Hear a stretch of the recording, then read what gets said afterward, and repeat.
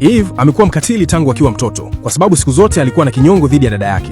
Siku zote wazazi wao walipokuwa hawamwangalii, alikuwa akimfinya dada yake mguuni kwa siri kwa nguvu zake zote. Lakini dada yake aliweza tu kuvumilia maumivu hayo kimya kimya, kwa sababu alikuwa anasumbuliwa na ugonjwa mbaya wa akili na hakuweza kueleza vizuri kile alichokuwa anahisi. Kila mara Eve alipoona wazazi wake wakimshughulikia dada yake, wivu ulimzidi moyoni mwake.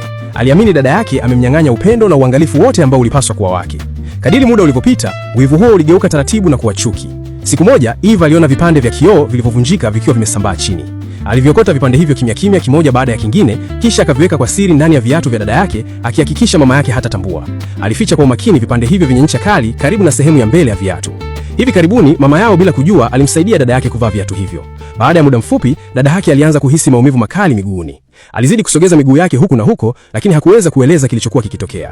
Akimshuhudia dada yake akiteseka, Eve alihisi furaha ya ajabu. Usiku huo, wazazi wao waliporejea nyumbani, waligundua kuwa miguu ya dada yake ilikuwa tayari imejeruhiwa vibaya. Hata hivyo, Eve hakuhisi majuto yoyote. Aliamini kwamba kama binti mdogo, yeye ndiye aliyestahili upendo na uangalifu zaidi. Lakini dada yake mgonjwa alikuwa amemnyang'anya kila kitu. Miongo kadhaa ilipopita, giza lililopo ndani ya Eve lilizidi kuwa zito zaidi na zaidi.